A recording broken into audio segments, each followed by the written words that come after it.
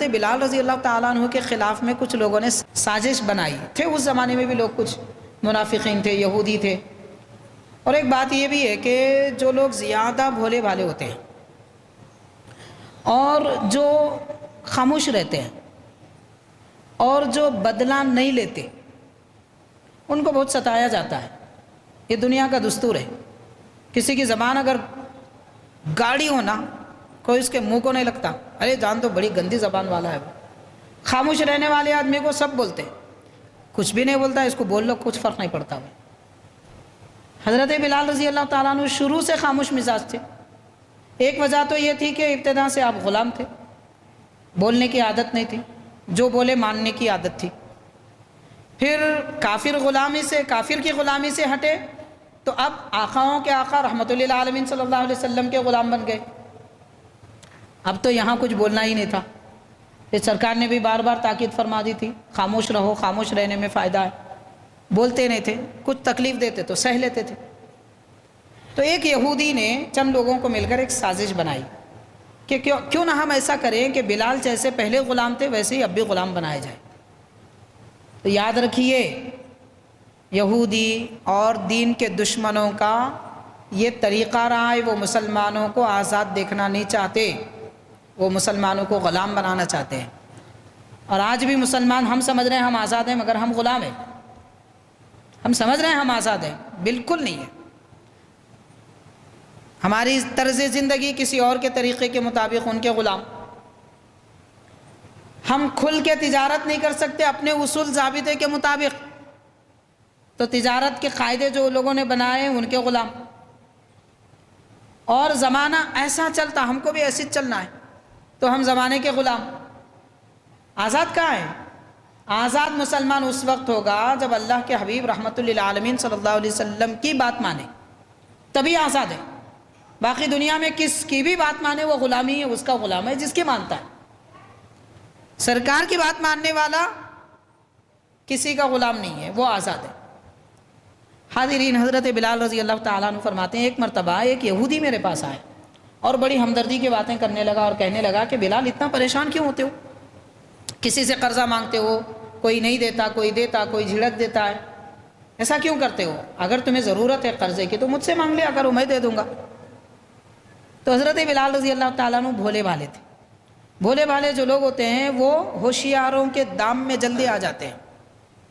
اور یہ بھی یاد رکھیے، حدیث پاک ہے، سرکار نے ارشاد فرمایا کہ جنت میں بھولے بھالے لوگ ہی رہتے ہیں۔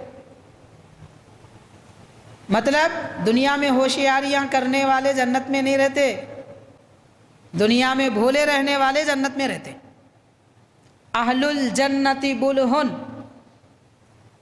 جنت والے جو لوگ ہیں وہ بھولے بھالے ہوتے ہیں، دیر ہوشیاری کرنے والے۔ ہوشیار رہنا برا نہیں ہے، دیر ہوشیاری کرنا برا ہے۔ تو بہرحال حضرت بلال رضی اللہ تعالیٰ عنہ اس کے دام میں آ گئے۔ اب آپ اس سے قرضہ مانگتے تھے، وہ دیتا تھا، 1 درہم 2 درہم بڑھتے گئے۔ کچھ وقت ایسا آتا تھا کہ پیارے آقا صلی اللہ علیہ وسلم عطا نہیں فرمائے، کیونکہ حضور بھی اس وقت عطا فرماتے جب رب دیتا۔ یاد رکھیے، سرکار دو عالم صلی اللہ علیہ وسلم نے اپنی ذات کے لیے اللہ کے دربار میں دینار، درہم، سونا، چاندی، پیسے کی دعا نہیں مانگی۔ دین اسلام کے لیے ضرور مانگی، جو اسلام کے لیے آتا وہ اسلام کے لیے خرچ ہوتا۔ پھر سرکار کے لیے سرکار نے کبھی دعا نہیں مانگی۔ اللہ تبارک و تعالیٰ جب چاہے عطا فرما دیتا، کبھی تحفے حاضر ہو جاتے، کبھی غیب سے مل جاتے۔ ابھی غیب سے کیسے ملتے مل صاحب؟ ہم وہ درجے میں گئے تو معلوم ہوتا۔ اس کو کہتے ہیں فتوحات، ملتا غیب سے۔ غیب سے ملنے کا مطلب کوئی لا کے دیتا نہیں، اللہ ہی دیتا، اللہ ہی دیتا، کوئی اور نہیں دیتا، ملتا غیب سے۔ لیکن وہ درجے پہ جانا چاہیے تب ملتا، ہر جگہ نہیں ملتا، ہر کسی کو بھی نہیں ملتا۔ اولیاء کرام کی اصطلاح میں اسے فتوحات کہتے ہیں۔ تو پیارے آقا صلی اللہ علیہ وسلم کو رب جب عطا فرماتا، آپ حضرت بلال حبشی رضی اللہ تعالیٰ عنہ کو عطا فرما دیتے۔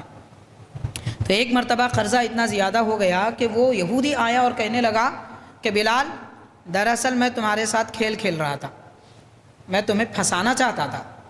اب قرضہ اتنا زیادہ ہو گیا، نعوذ باللہ، کہنے لگا کہ نہ تم دے سکتے نہ تمہارے نبی دے سکتے،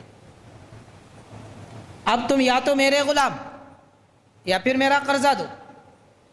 تو حضرت بلال رضی اللہ تعالیٰ عنہ پریشان ہو گئے، روتے ہوئے حضور کی خدمت میں آئے، عرض کرنے لگے کہ سرکار ایسا حال ہو گیا کہ اس نے میرے ساتھ کھیل کھیلا ہے، دھوکہ دیا ہے اور مجھے اپنا غلام بنانا چاہتا ہے۔ مجھے ڈر ہو رہا ہے کہ کہیں میرے ایمان کے متعلق مسئلہ نہ آ جائے، جیسے پچھلے زمانے میں امیہ بن خلف نے مجھے تکلیف دی، اذیت پہنچائی، ریگستان میں گھوڑوں کے ساتھ رسی باندھ کر مجھے کھنچوایا، میرا جسم چھلنی کر دیا، اور مکے کے اوباش لڑکے مجھے گھسیٹتے ہوئے گلی کوچوں میں لے کر پھرتے تھے۔